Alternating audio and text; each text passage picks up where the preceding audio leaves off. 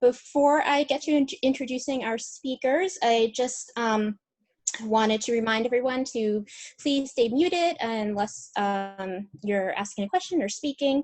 And also, if anyone's having any tech problems, you can go ahead and put that in the chat. If you can't access the chat, you can email Josie at jmcpherson@niscasa.org. That's JMCPHERSON@niscasa.org. And like Josie said, we have a number of questions for our speakers, but we will be opening up after each question if any other programs have things that they want to share or questions they want to ask. And we're hoping to leave some time at the end for if anyone else has anything that they want to bring up and discuss that we didn't touch on in our questions. And I do believe, Josie, I think that there might be someone from DOH on the call also. I can't scroll through right now all the names, but if someone from DOH is on the call and someone asks the question that you want to jump in on, please feel free to go ahead. So with all that being said, let me go ahead and introduce our speakers so we can jump in. We're very grateful to these speakers for agreeing to come on and share their experiences with us. So we have Randi Bregman, Executive Director from Vera House, Heather Campbell, Executive Director from the Advocacy Center of Tompkins County, and then also Erin Weiss, the Clinical Supervisor at Albany County Crime Victim and Sexual Violence Center. So thank you all for being here.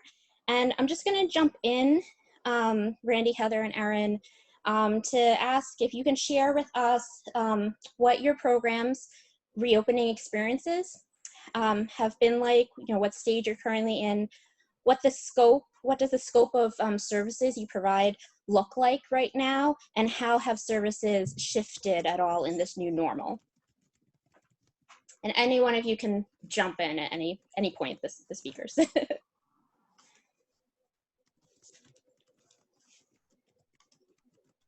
I can start if that's helpful. I saw Heather unmute, but then she didn't start talking. I'll just share a little bit about Vera House because we're a dual agency providing both domestic violence and sexual assault services. We never fully closed. Our shelter, of course, has been staffed. And then here at our offices, we've kept a skeletal crew to maintain immediate crisis response throughout COVID. And then in recent weeks, we've tried to bring a few more people back, but we haven't done a massive shift. I mean, one of the things, we've talked a lot about the silver linings. I hope many of you have found them as we have.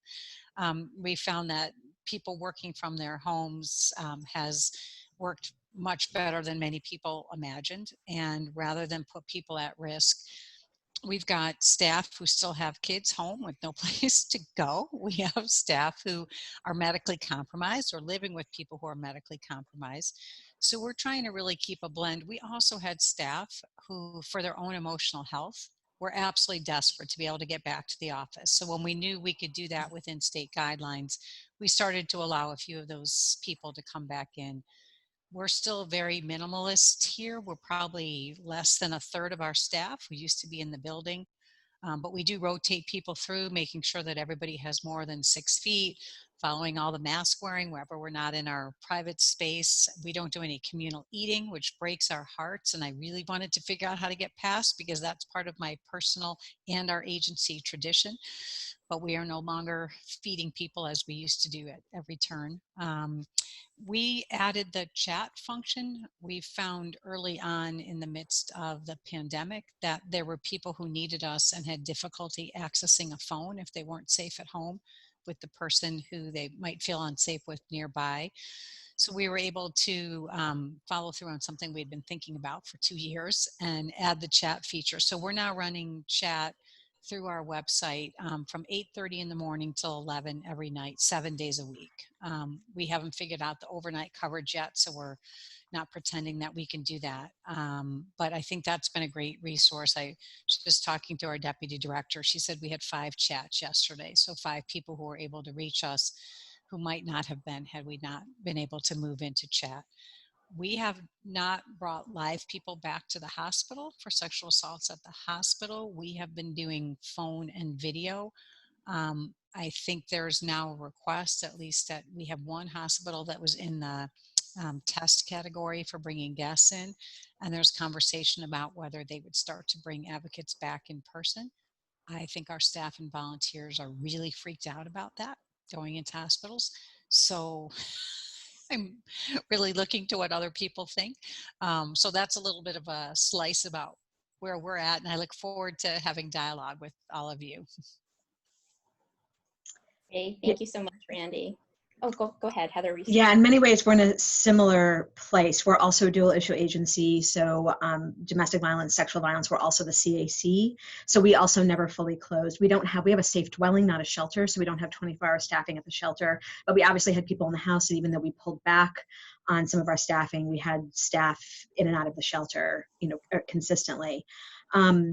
We're moving pretty cautiously, and a couple of weeks ago I actually reached out to Randi and some other regional programs to get a sort of snapshot of where other people are, because I feel like this unspooling process and figuring out what's safe for the community, what's safe for our staff, what's safe for our clients is really, in some ways, feels harder than closing everything down, which felt really hard. And it's also the shifting nature of it and the uncertainty, I think, is leading to a lot of change fatigue for staff. And I think definitely I can say for administrators, I feel really fatigued by the constant having to reevaluate, reassess, recommunicate things.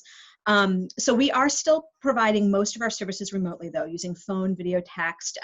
We've been looking at implementing chat, have not been able to figure out the logistics of it yet, but we're definitely looking at that. And as we think about moving forward and thinking about the digital tools that are just going to become, I think, a much more regular, and I think this is like a silver lining. It has also pushed us to move forward on some things that we felt like we sort of didn't have the bandwidth to take on, and then we had to. And there are some things that seemed possible before, like having advocates work out of their homes, that just seemed impossible and not necessarily even responsible, that we've figured out because we had to. And I think that does open up some possibilities moving forward. We are taking careful steps to more in-person service delivery with survivors. We're doing this right now case by case and really using a sort of a decision-making matrix for staff and supervisors. Is there a barrier to providing services virtually? Is there a clear benefit to the survivor? And can we manage the staff needs and safety? I will say for our staff who are working mostly with teens and young people, virtual meetings just aren't great. Right? I mean, they just don't work great. And so we've been doing some of our advocates work with youth have been starting to do some meetings in parks and things like that. We're not going to people's homes, which is something we would have done in the past. We don't know when that's going to be an okay thing to do again, but it's definitely not now. We're also struggling, some of the young people that we connected to in school, and thinking longer term, if that's not going to be possible, how do we do that? And that's part of what we're struggling with through right now. We are working through a lot of court appearances, including child sexual abuse, child sexual abuse related family court matters. Suddenly now that courts are scheduling sort of this backlog, we're trying to figure out how to handle virtual hearings and how to have advocates present and what's meaningful, thinking about what is meaningful advocacy and support in a court setting when we're virtual. And I think still working that out as well. We are also not sending advocates back to the ER. We have a couple of staff who are like, yeah, I'm ready, I'll do it. And pretty much everyone else is completely freaked out. Our hospital is still being very cautious. We do have telemedicine set up so we can do video support during SANES, which has been helpful. And we weren't sure if people were gonna go to the hospital during this time, and people did, survivors did. We did SANES almost every week, which was surprising to us in some ways, because I think initially assumed that people might be more afraid of going to the hospital. The first 2 times we did telemedicine, there were definitely technological and communication, let's call them road bumps. It did not go great, but after that, we worked it out, and it actually has been great, and feedback from clients has been good. It's not the same as having a person there, but we've been able to be present and work it out. We have started doing in-person accompaniments in the last 2 weeks to law enforcement and other systems, meaning like district attorneys. Again, masked, socially distanced. We've talked to clients. We've sort of developed a script for for staff to use when they're talking to clients about what it will be like in terms of distancing and masks, and talking with our partners about that. And we also we never stopped doing in-person accompaniment to child interviews, so through the CAC. So we continue doing that throughout and never stopped. And again, those have happened throughout. we're actively looking right now at figuring out, we've actually in the last week stopped using the term even new normal or return to normal or return to something like normal. We've just, like I said, we're just letting go of that. And for if any of you are dual issue agencies, Niskative did a webinar last week about sort of change management. And I really took this piece that she said is like, we can't use return to pre-COVID reality and service models as a definition of success. And I feel like we were still sort of holding on to that. Like we were sort of almost in this holding pattern of thinking like, well, we're just going to do this sort of like temporary thing until things go back to normal. And we're really letting go of that. So we're actually just started, we're developing little internal task forces for each department. So for education, advocacy services in our shelter, and bringing a small group of like sort of chosen staff together with a decision maker and advocates, or decision makers and advocates, and figuring out like, what do we do now? Like, what is our mission? What are our clients' needs? What do we do more of? What do we do less of? How do we manage staff safety? And really trying to let go of the thinking about the way we always did it before. I'm also hoping that we can be a little more transparent and participatory in this part of the process. I think when things closed down, things had to happen so fast that for many staff, it felt like things were happening to them instead of with them. And there was so much uncertainty. And so I'm really trying on this end of this to be able to have more, to be able to be more normally like our culture is, which is we would talk more and have more conversation and have more communication with our staff. Great, thank you, Heather. And we'll definitely be asking you to go into a little bit more detail later on about some of that. But Erin, would you like to share about what services look like right now in Albany and how services shifted? Yeah, absolutely. So I definitely can echo what Heather and Randy said, that this time has forced us to expand and grow in ways that we weren't really sure was actually really possible for a lot of the services that we provide, but we've been very successful with a lot of it. We are right now, so we're in Albany County. We just entered phase 4 today, actually. We came back to the office part-time when phase 2 opened. So up until phase 2, we'd all been working from home. And then when phase 2 started, we started gradually coming into the office a little bit more. And at this point, we are working part-time from the office and part-time from home still, so that we are spacing out how many people are in our office at one time. However, we are not seeing clients in the office at this point. We are still doing all of our therapy sessions over the phone or using video.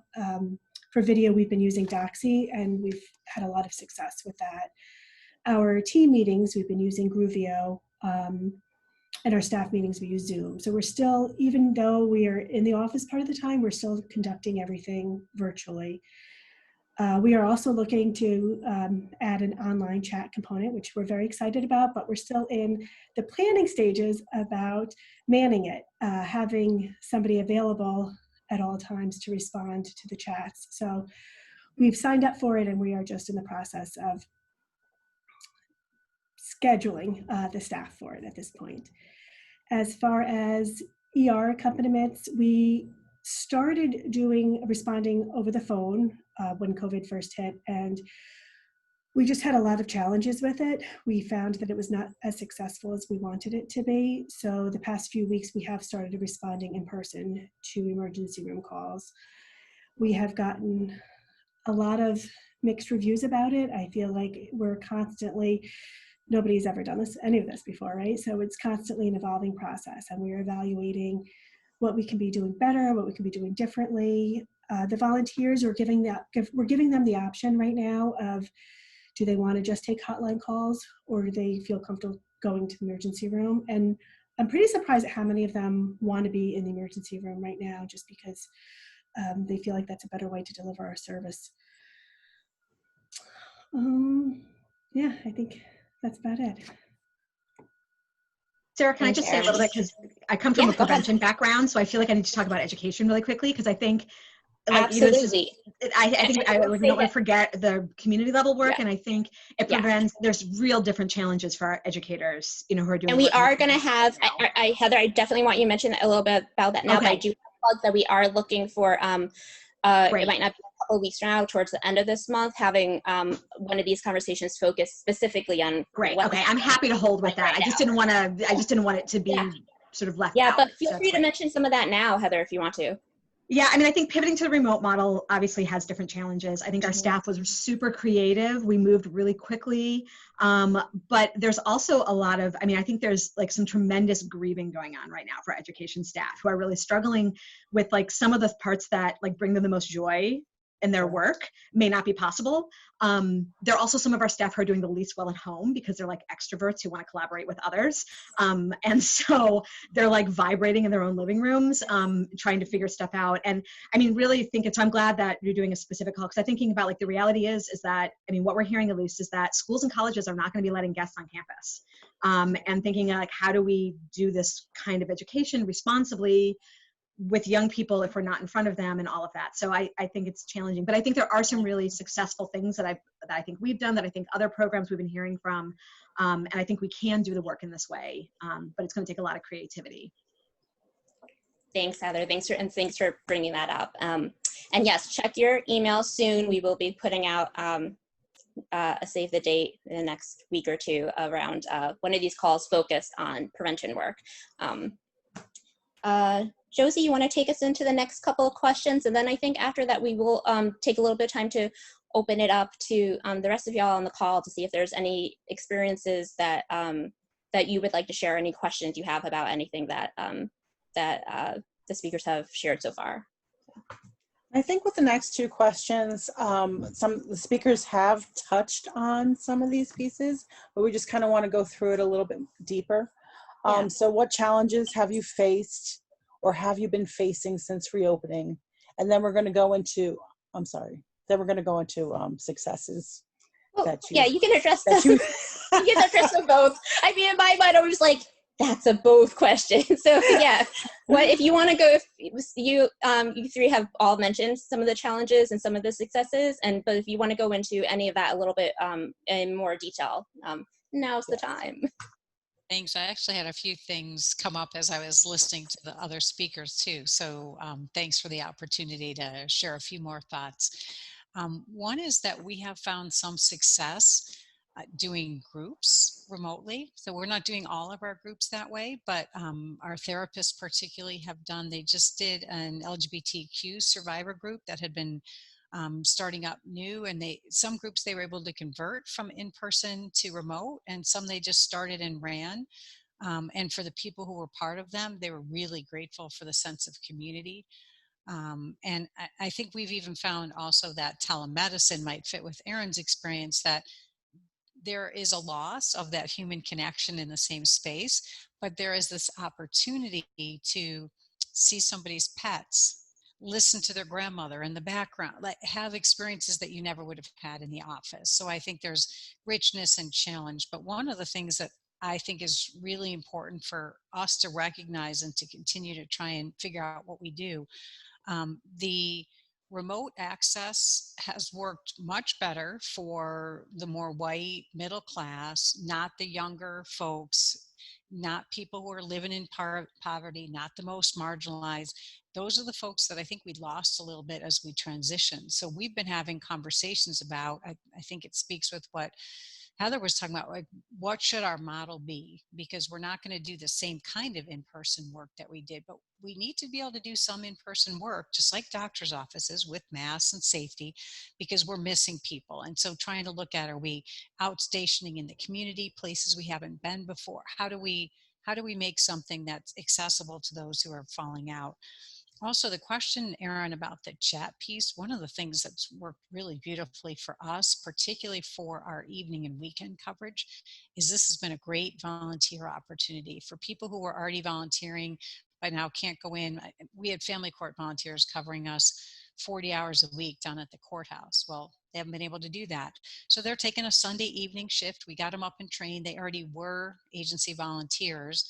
And the nice thing with chat is if you have somebody else on with you, you can side chat and go, hey, Heather, let me ask you a question about this. I've got somebody chatting with me. It's a little more comfortable in some ways than when you're on a call in that immediacy. So I'd encourage people to think about the role that volunteers can play in chat. And then one of the things I've even just in the limited amount of training that I do, speaking of the education piece, starting to learn, we're using Zoom and, creating breakout rooms with questions and doing polling things that you end up, it's not the same. I'm one of those extroverts personally. I can't stand how much I sit in my chair now. I was always the pop up and go down the hall and talk to somebody and, oh, I've got a presentation this week. I'll be out and I'll be watching people and walking back and forth. But I do think that some of the digital tools really are a help as we learn them. Though I agree, it's nothing like being in community with people. And I think Niskative did a really nice piece on grief, whenever that was. I've lost all sense of time. But I think the ongoing grief we're all experiencing is really an important part of whether we're welcoming people back or we're not. There's just a lot of loss, whether or not people have even been directly affected by COVID illness. Thanks. Yeah, I can say one of the things that I didn't mention before that we're working on is we're working right now on a plan. We've got our office very, very lightly staffed right now. And part of that is right now 2/3 of my staff have a shared office space that would put them within 6 foot in one direction of another person. We're lucky enough in terms of timing. I'm trying to grab on and be grateful for the things that are like going well right now. We had a plan to take possession of an additional floor in our building, which the plan for that is to expand our CAC space in our administrative building. Right now we're pausing that and we're using the extra space to be able to spread people out. And so right now we're in the process of moving everyone, which can I just say everything takes longer in a pandemic. So it's taken longer than we thought to get people packed and get movers scheduled. So we're doing that. Once we do that, our plan, and again, we have a larger number of staff because we're a dual issue agency, but we're going to, with our advocates, we're going to A team, B team, and I think probably C team, that we're going to have split our staff into 3 teams so that we reduce overlap in the office so that you're only going to be in the office during that week with your team. And A team and B team will have 1 week home, 1 week in the office. And then C team are the people who can't come back right now to the office, either because of childcare or because of high risk conditions. This is also, in consultation with our Department of Health, this gives us some, and also talking to some programs who had a very different experience with COVID in their community than we did in our community. I'm feeling a lot of privilege of place. Our community was much less impacted. But then if you do have positive cases in your office and in your client base, not all of your staff are exposed in the same way. So we're moving forward on that plan. We've also set up 2 clean rooms, for lack of a better which are rooms, closed office spaces that have now been stripped of everything. They have 2 chairs, a table, and some cleaning supplies. I'm going to say, folks, it is awkward as all get out being in there. It like feels weird with these like 2 chairs 8 foot apart and like nothing else in the room, but we did it so that it was easy to disinfect. So these are the rooms we're going to be using when we do client meetings. We're also looking at potentially providing some socially distanced court advocacy. So if we have a client who has a court appearance, they can be on a device on one area, we can be on a device on the other end of the room. So we can both be present, but we could provide more in person. So we're working on that. I will say in terms of challenges, transportation for those of you in rural communities, we used to provide a lot of transportation. We're still not putting clients in our cars. We've used more of our flexible fund for taxis than we ever have before to try to help clients with transportation needs. And I think that's going to be going forward. We've been talking to local foundations about that, and we've been able to pull in some additional support for taxis and emergency transportation for survivors. We also have areas of our county without internet service. And obviously I agree with Randi, we've lost people because of that. And so we're trying to look at how do we do that going forward. I think some of the challenges as well is, different staff needs. Some staff think we're moving really too slow. I had a conversation last week with a staff person who was like, I don't understand why I can go to a restaurant now and sit and have lunch with people, but I can't bring my team back and sit all in a room and meet. And we really talked about, public health and the advice we're getting from local Department of Health. And, I personally keep thinking of last February when the flu ripped through my office. I mean, the flu took out 2/3 of my advocates within like a 3 or 4 week period. And I just keep thinking about that and how much more infectious we know COVID is. So I am being cautious. I have other staff who are super anxious about coming back to the office. So trying to manage everyone's needs right now, I think, is a challenge. going over, we developed 4 pages of new office guidelines that are based off of the state reopening. Going over that with staff was a sobering experience. And I think some staff are still adjusting to that. The reality that even when we go back to the office, the experience of being in the office together is going to be vastly different than it was before. We also eat together, and we have dismantled the kitchen, dismantled the snack area, dismantled the water coolers, dismantled the tea area. These really have had impacts for people. And so thinking also purposely about how do we connect with each other, how this interacts with secondary trauma, and how the pathways we've had to process cases and get support from each other, how do we do that in ways that start to feel more fulfilling, even if we have to be more separate. Yeah, I think that's what I have. Thanks, Heather. Yeah, I think that as far as successes, it's definitely, we have been way more accessible for certain clients, which is nice that we are seeing less cancellations, less no-show rates, because people can be in the comfort of their home as long as their home is a safe place. It is nice being able to see that side of them also, seeing them relaxed and comfortable. Also, then the flip side of the challenge is if they don't have a safe home to be in, that having therapy sessions, we've had to really be creative, and sometimes people have to go out into their car to talk to us. When we first started working remotely, the whole staff felt like we're all in this trauma together. And that's the first time that I think all of us have felt the same trauma, the staff and the clients, of just being in this pandemic. And when our clients are reaching out to us, that's where they're coming from. And they're coming from wanting to talk about the isolation and the health concerns. And then when the therapists are also feeling that also, that was really challenging for staff. And then having that boundary of working from home and leaving work at work, that was something that was really difficult, and finding a place where then therapists are also okay with letting clients into certain parts of their home and seeing certain parts of their home on the video sessions. And having what was found successful was having designated areas in the home to do the client work, so then people could shut the door after the work day is over and try to leave it there. But definitely we're very aware of the safety of our clients that we're working with right now, and the uncertainty that there's a lot that we don't know, and there's a lot of people that we're concerned about that we're not able to reach right now because we are relying so heavily on technology. And when people don't have the access or the means to the technology, then what do? We also did create a new consent form for our teletherapy sessions, which outlines everything that we think that they should be thinking about and be aware of, identifying a contact person, phone numbers. The beginning of every single session we have with people, we ask yes or no questions right off the bat. My clients are so tired of hearing, where are you right now? What is your location? And Erin, I'm at the same place I was last week and the week before, but I don't know that because we're not in my office and I don't get to see them. So it is just challenging, and trying to do trauma work in this way and not being face-to-face and making sure that it's safe to do the trauma work has opened up a whole new thing that we're trying to navigate as well. Josie, we have a couple of questions in the chat box. I'll start with the first one from William Rivera. I want to say thank you for all, this is very helpful, and also I was wondering if presenters would be able to share discussions, any discussions with on advocates returning to courts. Thank you.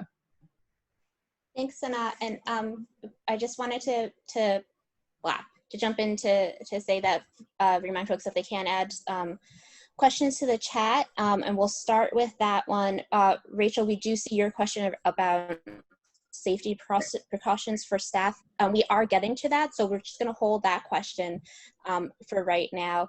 But after we get to William's question, if anyone else wants to unmute and has any different experiences from their program that they want to share, or other additional questions, please feel free to do so, and we'll do that for a few minutes before we move on to the rest of our questions. Thanks. So I forgot the question. So to repeat the question. It was about court. It was Yeah. about Yes. coming to Yes. court. You got it. Cool. I think here in Onondaga County, they're still not looking for in-person court. They've been pretty hyper vigilant since very early on. When you talk about change fatigue, Heather, my God, the court system, it was like we'd have a day, we would talk to the deputy chief clerk at family court, who used to be an advocate with us. We'd make a plan, we were ready to go. And the next morning they'd be like, whoa, whoa, whoa, whoa. So we did a lot early on. We had one day where we did 11 remote orders of protection. So we were having people come to the office, social distancing, and we were using our Skype business remote access to court, and we would do the session and help the person get what they needed. We had one person who was on COVID quarantine, so they had to be home, and we had to do a 3-way remote session. So we were here, they were there, and then the judge was where they were. So we've done a lot of these creative remote pieces, but in terms of in-person, I would have to check with our director of advocacy, but I don't think they want extra people in the courtrooms yet. So we'll do it by phone, we'll do it by video if they have access, whatever we're able to do. But I'm interested in what others have to share on that. Yeah, our courts also, our courts actually was one of the very early local clusters of positive cases. So they shut things down really fast and like very definitively. So they're also not eager right now to open. So everything's been remote still. As I said, we have done a lot of orders of protection as well as a DV agency. And we have been doing almost all 3-way remote advocacy for that. We're starting to do that differently, but right now that is how it's been working mostly. And we, as I said, we're really thinking about how do we, so like, for example, setting up with clients, if we're both on the same Skype, can we also be texting in between? So if they have if the survivor has a question for the advocate, or can we have a Google chat open up, or I'm sorry, we're using actually Sife. Can we have a Sife opened up for encrypted text and have that set up beforehand so the survivor knows how they can get connected? I will say there's been some lack of clarity from some of the judges and attorneys who seem startled to have an advocate on the Skype in a way that they do not seem startled, or it's more normalized when we're just sitting on a bench behind them. And it has brought, in some ways, in the last week, we've noticed it's brought more, attorneys have been paying a lot more attention to the fact that we're there. And we actually got removed from a hearing yesterday. Our advocate got removed from a hearing yesterday in a way that we're doing some like significant follow-up on, but the attorney objected to the advocate being present. So it does seem like it's sort of bringing attention to our role in a different way that is not necessarily helpful to our clients. So we're paying a lot of attention to that. But I think we have to just, so anyways, we're arranging conversations with the clerks and the judges to try to reset expectations about what our role is. Yeah, I can echo again. We're not doing any face-to-face court advocacy. We got word that things might be changing come August, that courts are going to be opening up more and allowing more advocates in. But right now, everything is over the phone or 3-way. Great, thank you all. Are there any other programs on the call that have had differing experiences, or want to share anything in particular from how reopening is going for y'all, especially around successes, challenges, or does anyone have any other questions about what Randi, Heather, and Erin have discussed so far? I just wanted to point out, I see there's an answer in the chat too around the return to hospitals. So that might be helpful to folks too to look at. Yeah.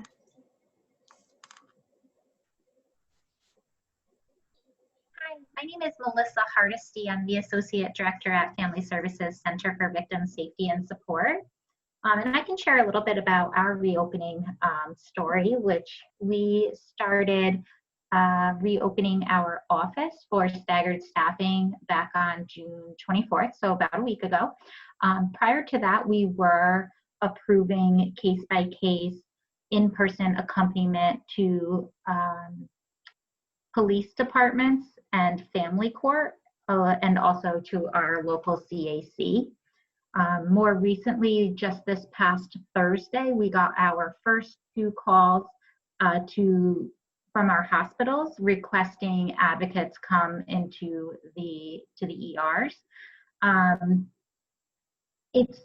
Our staff are definitely experiencing this change fatigue. It's been really hard on our staff, and it's been really hard on our supervisors as well. We're really working to find that balance of meeting our clients' needs and also, you know, understanding where staff are coming from and the concerns that they have. You know, Family Services is our umbrella agency, and so we're working really closely with our HR department there to help us determine, you know, when we can make certain accommodations for our staff. And so, you know, the way we have it set up right now is that if staff have any health concerns, they can reach out to our HR department. Our HR department will determine if they are in a high-risk category or if they live with somebody who's in a high-risk category. And if either of those are yes, we are working to try to make certain accommodations for those staff. And we are also doing daily screening. We ask that all staff complete the daily screening for COVID symptoms as well. And if staff answer yes to any of those questions, we ask them to stay home for the day as well. But yeah, you know, we've been really lucky that we really have been providing quite a bit of in-person accompaniment to a handful of clients in you know, various locations. However, it's been really challenging on our staff and also on our supervisors. Thank you, Melissa. Anyone else?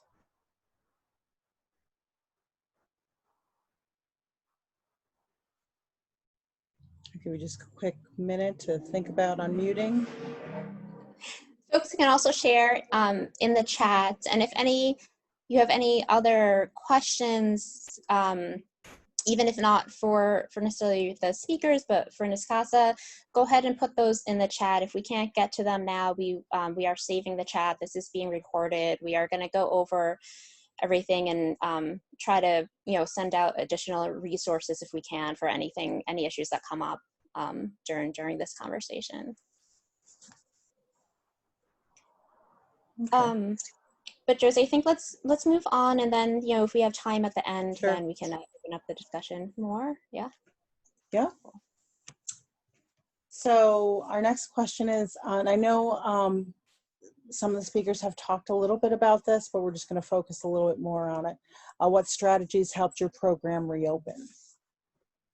Yeah. Like I know, Heather, you spoke a little bit about, like, you know, kind of what your strategy is using now to, like, think through the next step. So along that, kind of like what, if any of y'all could go a little bit more into, like, the strategies that you're using. Yeah.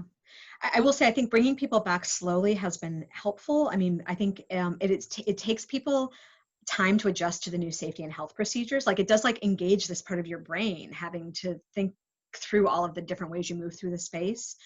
I think having some criteria for staff, for criteria for how we're deciding to extend services, and whether it's related to community conditions or, you know, our own sort of matrix of asking, you know, the matrix we developed about, like, you know, does this improve services for clients? Does it address a barrier?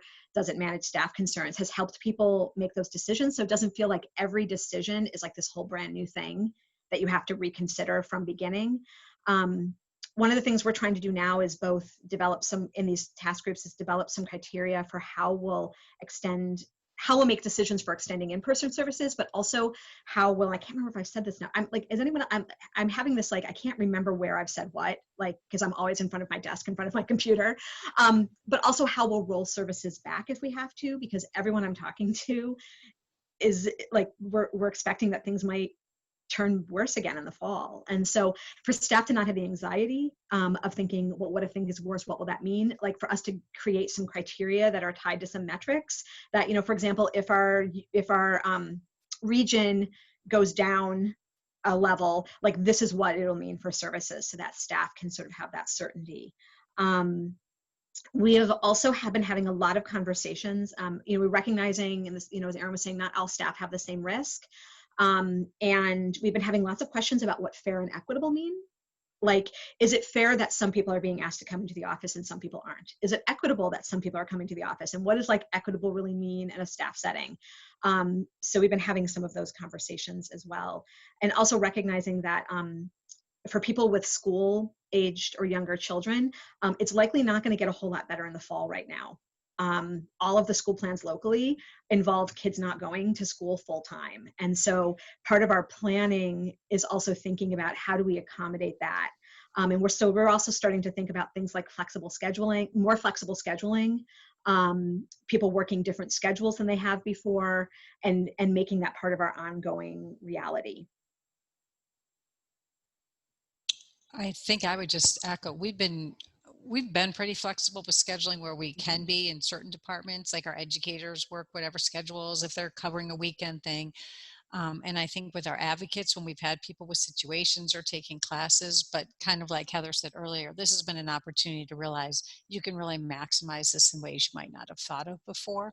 So, you know, we have people who are home with kids and they're making their advocacy calls and things into the evening. And actually that's a great time to reach people, right? So we're kind of letting everything evolve. I think one thing in terms of transitioning from the first phase, whatever we call this, because we don't want to call it new normal and we don't want to call it post-COVID, but whatever this is, the transition to this, I think the New York State guidance, if you haven't been on the governor's website, it was a great check sheet to go through and think about, oh, we were probably doing 85% of it.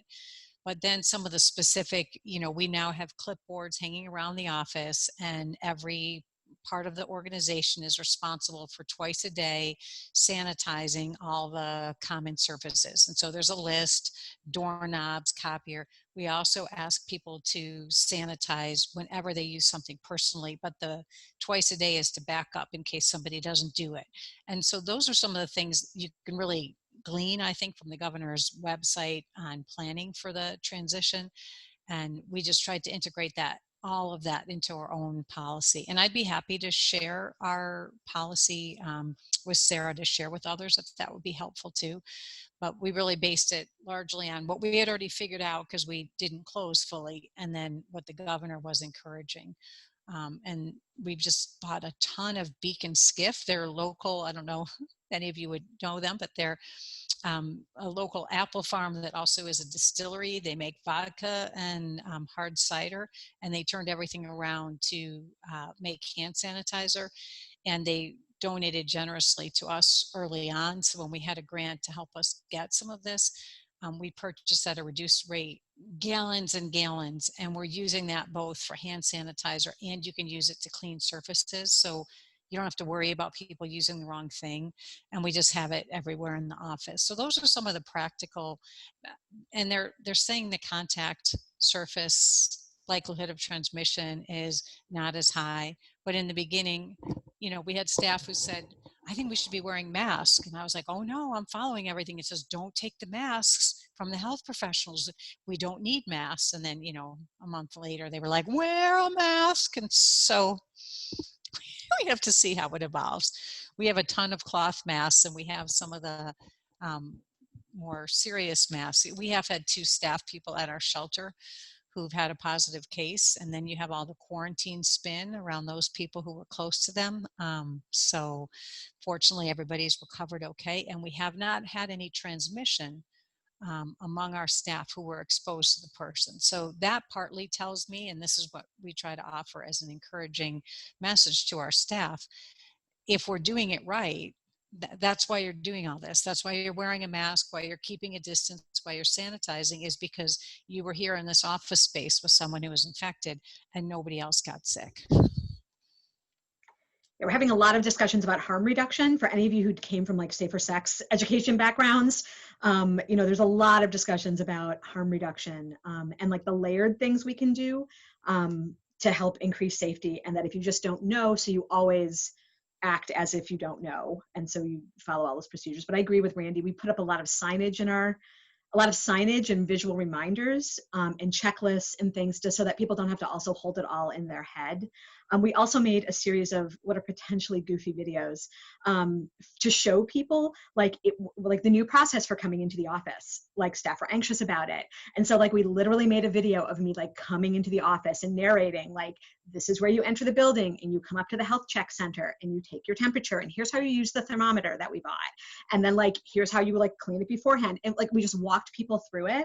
And but as I was doing it, I was like, this is ridiculous. Like, I feel super ridiculous. And I got so many emails, at least half of my staff emailed me and was like, oh my God, I feel so much less anxious now. Thank you so much. And so we started doing more of those, especially for staff who aren't in the office right now. I think it starts to pile up and feels like really daunting. So we started doing these little videos to show people. And that has really, I think, like brought people's anxiety down and like they know what to expect a little bit more. That's a fabulous idea. I like that. Yeah. Sorry, Erin, go ahead. Oh, no. If there's any strategies that you want to share. Yeah, I think some of the things that helped us was really we collaborated with a lot of other rape crisis centers and like hearing what other people were doing. There was, other people have a lot of great ideas. So that always helps, like when we are working together as a team. There were, when we first started all of this, an influx of webinars, which I definitely talk about, fatigue. I got webinar fatigue for sure, but it also was really helpful as far as the technology that was out there and the platforms we needed to use. And it gave us a starting point of what areas we needed to research and dig deeper into.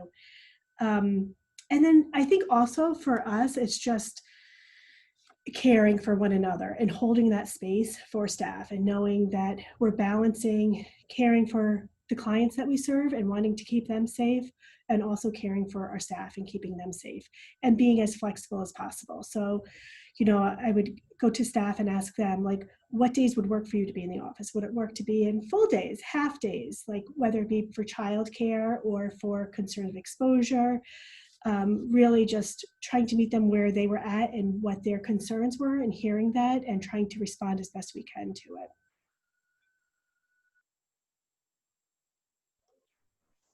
Thanks, Erin. Josie, I think you had, you wanted to mention something about masks? Oh, I had offered to do Chris. that. Yeah. Hi, everyone. Thank you all so much for what you've shared so far. It's been really, really helpful and just really good to see everyone and connect. Even though we're not in person, it's about the closest we're going to get right now, and I appreciate it very much. So again, just on behalf of all of us, we really appreciate you taking the time for this and the leadership that you're exhibiting here.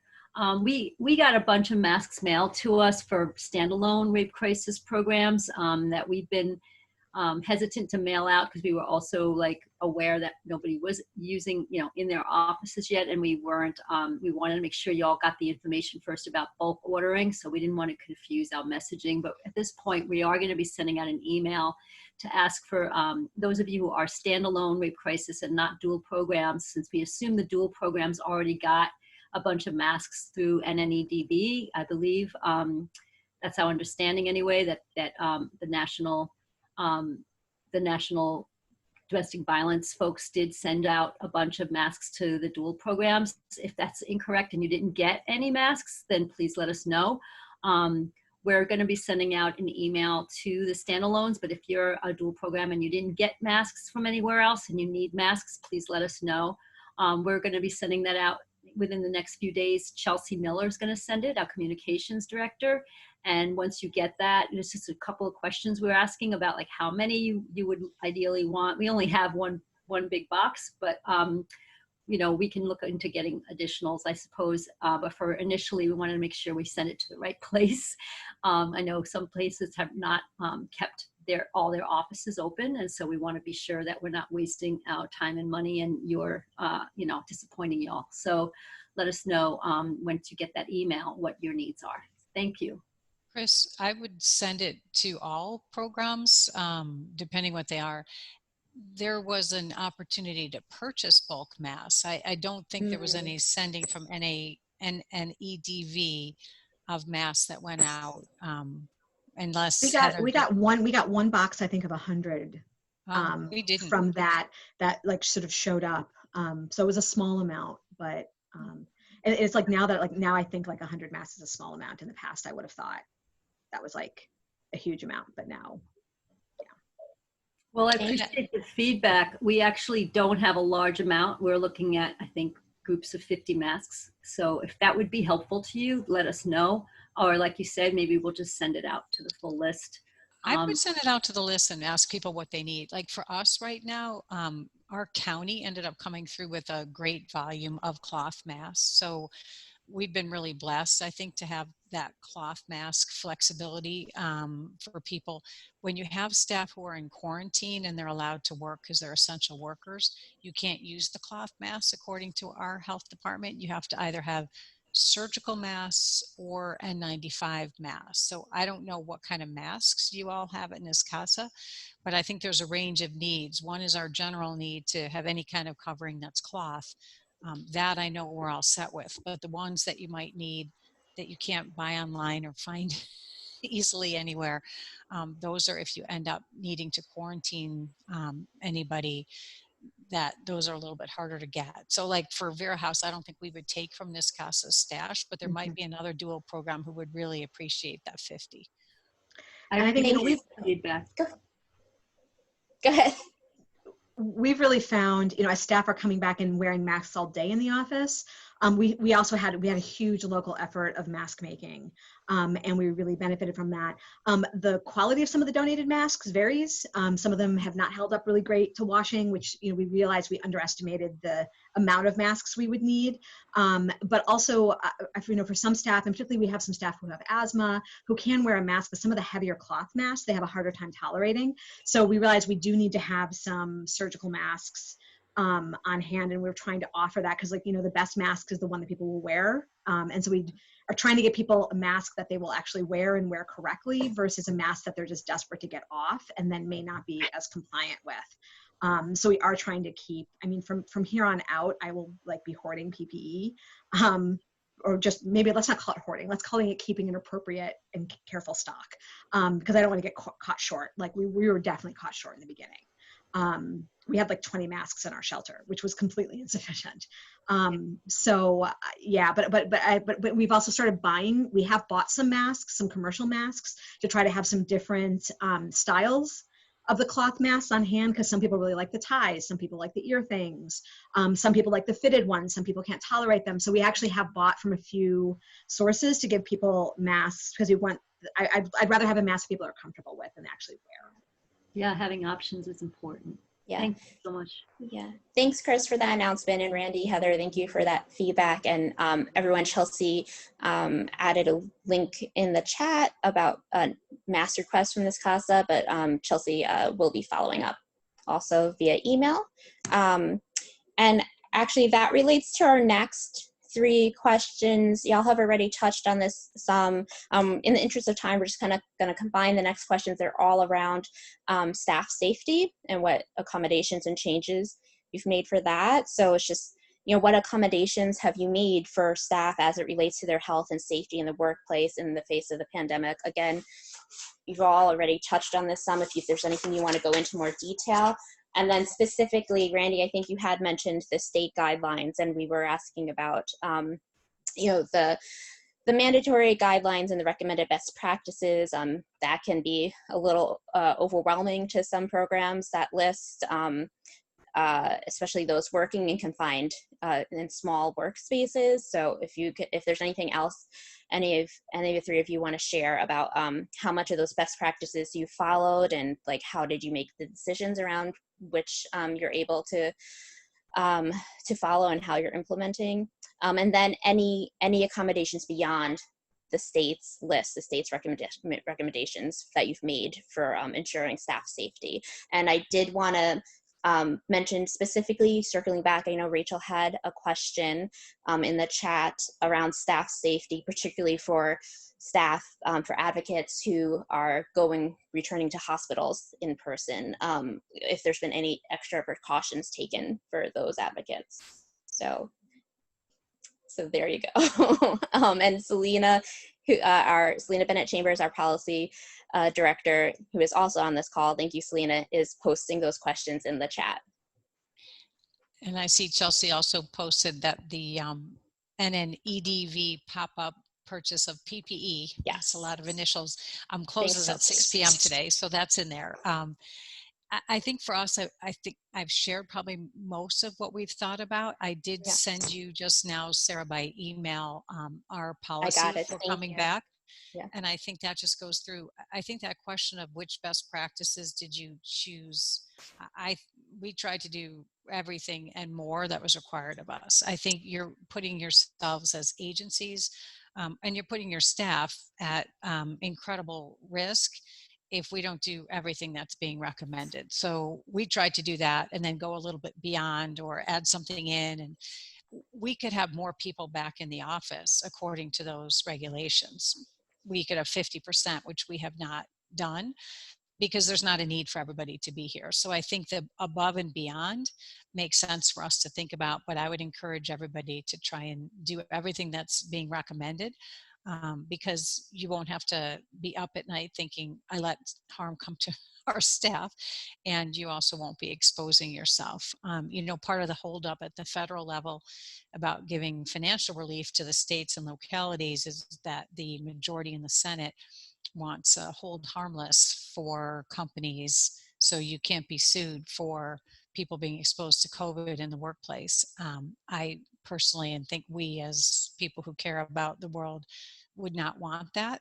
I think we should be able to be sued if we didn't do it right and we let somebody come in harm's way. So hopefully, and when you send out the policy, I'd welcome any thoughts, questions, or how does that play out in real life conversation. Thanks. Yeah, so as far as our staff returning, everyone is given masks when they first enter the building. They have to screen before they come to work, but then when they enter the building, temperatures are taken. And it is helpful that there's less people in the office and in the building at a given time. What we've had to be creative about is office space, and that not sharing offices. So we've just kind of transformed a lot of space that we have that we're no longer able to use right now. So we had a play therapy room, and we have made that into an office space for somebody. A library and conference room, rooms that typically would be for group gatherings that unfortunately we can't have right now. We're trying to utilize office space in that way. And I think it just is helpful just to be as flexible as possible with scheduling for people and holding anything you can virtual. All of our team meetings, we're still going to continue that for quite a while. With supervision, same thing, giving people the option of what they prefer. If they're in the office, do they prefer to wear a mask and be 6 feet apart, or would they prefer to still do it over the phone or video? And that's completely up to them. As far as our response to the hospitals, staff have masks, so we bring a mask with us when we go to the hospital. Our volunteers, the hospitals offer to give the volunteers masks if they don't have one. And what we're trying to do is coordinate ahead of time before we come. Is everyone there going to be wearing a mask? We found that there's sometimes we respond to the hospital and people in the room that we're in are not wearing masks. So as far as our staff are protecting other people, but they're not necessarily feeling protected if other people aren't wearing a mask. So again, we are constantly looking at things, and it's an evolving process, and it keeps changing, and we're trying to adapt to all of this. One thing we have found successful is when the SANE nurse first calls us, saying to the SANE nurse, is everyone in the room going to be wearing a mask? Because in order for me to stay for the entire time and to provide the wonderful services that we all provide, we need everyone to be safe. And can everyone please wear a mask? And if not, okay, then we're going to go. And it depends on the room. There are some rooms that there is ample space and we're able to maintain that 6 feet distance, and some rooms you can't. So we're going to adjust accordingly if people are not wearing masks and do the minimum that we would normally do, but not stay the entire time. And another thing we've been telling people to do is just bring an extra pen with them. So you're going to hand the victim the pen. We don't get the pen back. They're going to complete all the paperwork. Little things like that, trying to just be mindful of in ways that everyone can be as safe as possible. Yeah, I echo most of that, all of that. I also, like Randi, I really feel the responsibility piece. And I think that staff should be paying attention to how their agencies and employers in general are responding to this, and should remember, because I think this is how we're also showing how we're valuing and caring for our staff. I know I'm definitely paying attention to businesses that I see not providing appropriate protection to their staff and particularly putting their lower paid staff at higher risk. We've also had a lot of conversations with staff about perceived versus actual risk. I mean, a lot of this for us had to do with the shelter. And what we've really found is that, we have some staff whose anxiety level about coming back to the office is just so high, yet they're going grocery shopping and seeing friends and family and doing other things in their life. But there was sort of like this perception that like coming back to work was so much riskier. And what we really found is that not starting with the anxiety, but starting with let's run through all of the things that we've put into place. And let's run through what our procedures are. And then saying, tell me what your concerns are. What concerns do you have coming back? And generally, once we really laid out to people the procedures we had in place and the checks and balances, when we got to the question of saying, okay, so tell me about your concerns, unless it was someone who had a high risk condition or had a high risk family member, when we got to the end of the conversation, people are like, yeah, no, I'm good. I think I'm good. I feel pretty good about coming back. I think as advocates, sometimes we can sort of like start with the feelings piece, even when we're supervising, at least I know we can. And that has not been the most helpful place for us to start sometimes with this. We also sent staff home with disinfecting wipes and sanitizer and masks. Once we've had some trouble getting disinfecting wipes in the volume we feel comfortable with. Once we get the PPE order, we're actually going to be sending staff home with a package of disinfecting wipes, so that they can also, because keeping our staff healthy at home, so if they're coming back from work, having been to the hospital or shelter, we want them to be able to disinfect well. We're also trying to do some more education with our staff, and we've set up like appropriate PPE use, and like the things like how do you take your mask on and off, how do you put it in a bag, like the kinds of things that I still, even though I sort of assumed people had gotten but didn't have. And we have done all of the required and all of the recommended New York State guidelines as well. We have also, I think, have gone beyond. We're keeping our density lower than the 50%, definitely. The things I seem to be reading is that, a private office space isn't enough. We have an old building. The ventilation system is definitely not sufficient. So we're really thinking about that. We have said no shared workstations. So right now there's like no hot desking, no shared workstations. If you have a workstation, it's your designated workstation. We have instituted things like clean desk policy, which has potentially been the hardest for me more than anyone else in the office. I'm not a clean desk person, but are doing extra cleaning of desk spaces and things like that. And I think we do have that responsibility. Thank you. So our last question is, what will you continue to implement? Especially as you move forward. Yeah, and I think all of you had touched upon this at some point. The question is really getting at, for example, Randi, you had talked about that Vera House had been planning or thinking about for 2 years having a chat service available, right? So like, what are those things that being in this pandemic has kind of forced you to really push forward, that you had been thinking about, that now that you have it, or now that you're using it, or you've implemented a certain policy, that you're thinking, this really is something that even if the risk level starts to go down, right, that like this is something that we're going to keep around. Well, I think that would be all the silver linings that we found. So that would be, right, we're going to keep the chat service up. We're going to keep the option for remote sessions, right? I think prior to COVID, and I don't know if Erin would agree, but if you had said to therapists, oh, that person can't come into your office, can you do a remote session? They would have been like, no disrespect, but everything was sort of had to be a certain way. And I think now they've gone, oh, wow, this is so much better than I ever imagined it could be. Maybe even being able to integrate people who really want to be in a group, but can't come into the office once we're moving back into having people in the office, to have that blended opportunity, the places that this has worked well. And again, the flexibility for where and how people work. Do they need to do it 8:30 to 5? Not the work we do, right? Can they accommodate working 2 hours and then doing 2 hours of schooling their kid and then pick up some time at night? I think those are things that, we had talked about sometimes in the past, and you would either have staff or supervisors we're all locked into our white middle class dominant culture. Like, this is how everything fits in the box. And I think now we've blown that up. And those of us who've lived through this life experience will know, oh, those are just our excuses and our comfort zones. So I need to remind myself of the silver linings quite a bit.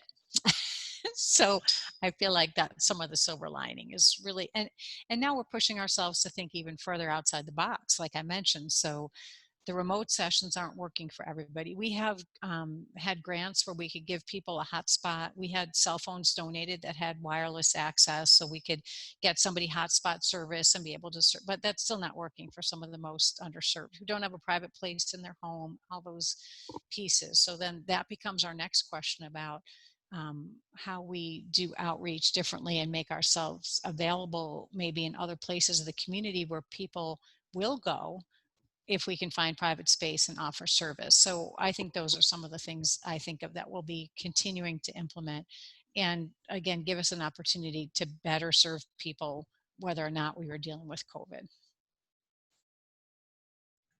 Yeah, to extend that, I think, and some of this relates potentially more to the domestic violence side of our services, but I think that line isn't so like clear and delineated, right, with the people we're serving. But we've had a lot of conversations about safe versus safer, and really had to push our thinking, because in the past, I think some of our advocates have had real concerns about like the safety of doing it, of doing remote sessions or virtual sessions, or what if it's not really safe, and in a way that I think in some ways treats all clients as if they have the same risk profile. And in some ways takes away survivor choice for how they can assess what's safe and best for them. And I think we've really had to, again, blow that up. And also recognize that during a crisis, safer maybe is better than nothing. And so even if we have concerns about that, the important thing is informed choice for survivors, and for survivors to be able to have good information about what are the potential risks. But if they assess that that's a safer way for them to get the service, then I think we should be providing it.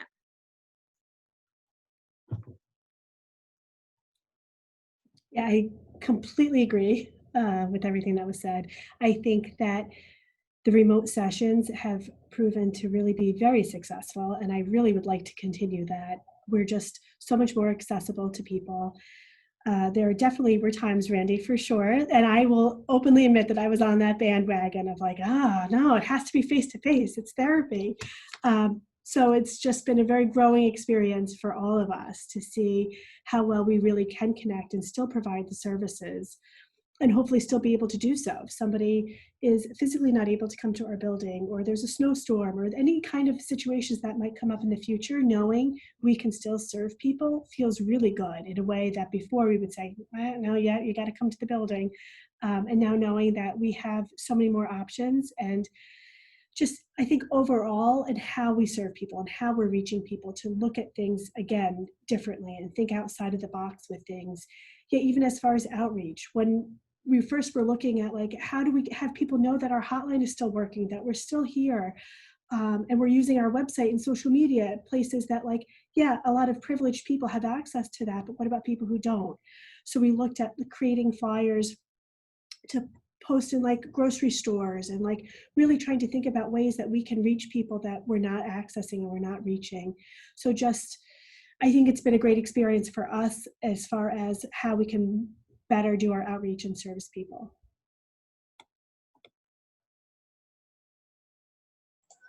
That just made me think of one other thing. We also developed basically a flyer and also a PDF electronically early on in all of this. And then we worked really hard to promote that widely, because there was a sense in the beginning, like the whole world shut down, you can't get anything. And so we wanted to break through that, because the first few days we weren't really getting calls. Then our calls spiked and they'd come up and down. But we pinned that poster at the top of our Facebook page and our other social media, so it's always there. We did a real push to share it as widely as we could electronically.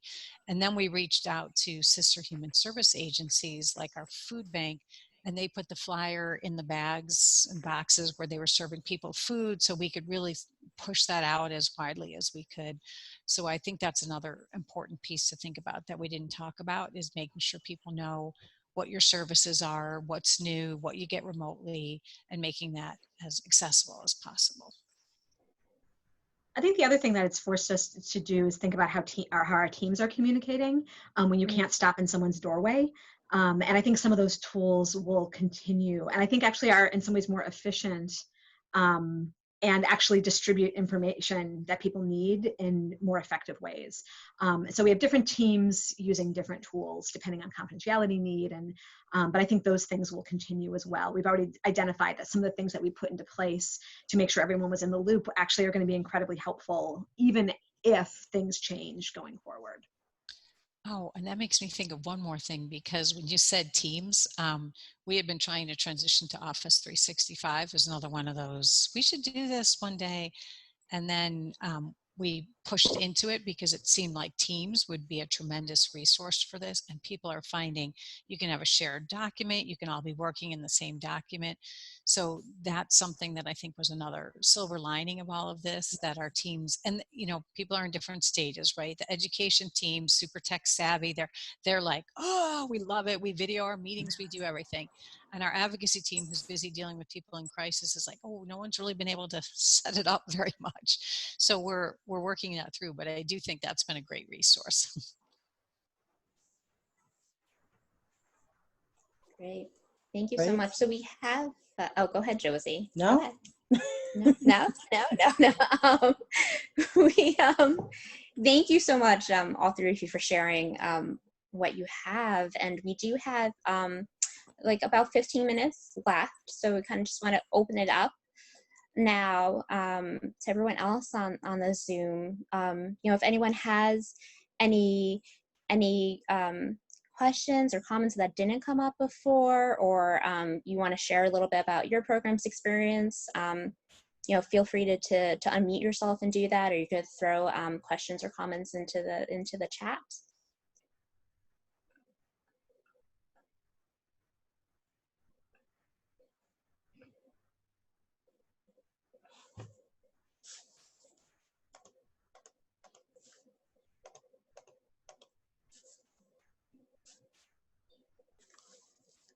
I do have an additional question that I know had come up when we surveyed our member programs. Gosh, when was that? April? I'm not sure. May. I know programs were concerned about seeing an influx in people reaching out for services, you know, after the initial lockdown had let up. And so I'm wondering if any of your programs did see, you know, an influx of people reaching out once the initial lockdown started to lift. Yeah, we did. I was actually just looking at this data, and we finally, I'm like, what year is it? Suddenly I'm having this moment. Last year was the first year we had a full year. So we went from paper to electronic. So it's, I'm still in like that first flush of like excitement about being able to actually access data easily versus like coming through paper. But March was about sort of baseline for hotline and number of clients served compared to previous years. April and May were lower in terms of ongoing people just dropped out of contact.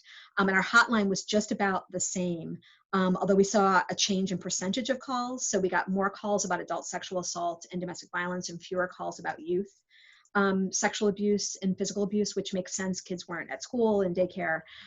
May is when things changed for us. Our hotline was about 28%, took about 28% more calls in May as compared to May of the previous year. And it was a big jump from, so we saw, and all of that increase for us was adult sexual assault and domestic violence. And for us in our community, the jump in adult sexual assault calls was really notable because we generally have 30,000 college students in our community of about 110,000 people. We're a really college dominated county. And thousands of those students left, and none of those new cases were college students at all. They were all coming from the community, which was a really significant, you know, even though it's not a huge number of cases, we have a smaller community, it was a really significant impact that we were seeing this increase from community members who are calling about sexual assault and rape. June appears to be about baseline, but it is up and down. We have days where we get 2 calls on the hotline, and then the next day we'll get 22. And weekdays are busier than weekends right now. So that like the patterns are just sort of like all over the place, but we definitely saw the increase starting in May. And we've been just up and down and like, Right. like Heather decided, we've had the 22 calls in a day, and then the 6 calls the next day, and then a really crazy week, and then a quieter week. But we haven't seen something that was actually, oh, this month you could really see. It's just, I think, depends when people feel like they can find a safe way to reach out. But we didn't see a surge as we reopened. We saw a little bit. So I would say like March and April were very quiet. March was very quiet. We were very concerned. And then when the hotline started picking up again, it was primarily sexual assault. So we were also really concerned about victims of IPV and their safety, and then not reaching out to us. Thankfully now we are seeing more. I would say we're still a little bit lower than normal, but we're definitely seeing more. We're seeing more DV cases and sexual assault cases than we were previously.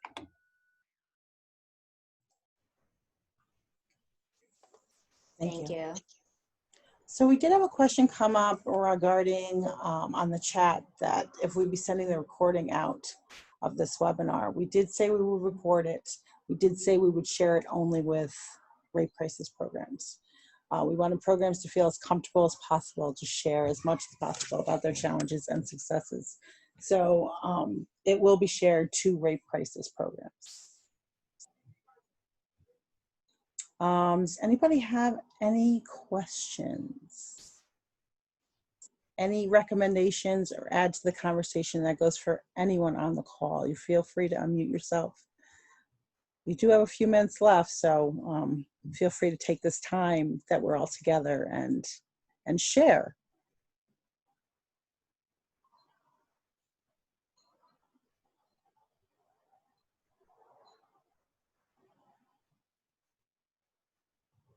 And as always, feel free to reach out to NISCASA staff for any questions, resources. We will be sending out whatever we receive from this call that are shared by the presenters to folks. So if anyone has any additional questions after the call, if you think of something later on, feel free. Yeah. We will address that later on. Including if there's any, we are going to be, NISCASA will be trying to do regularly more of these member conversations on Zoom. So if there's any other topics, issues that you want us to cover, feel free to reach out and let us know that as well. It'd be helpful, right?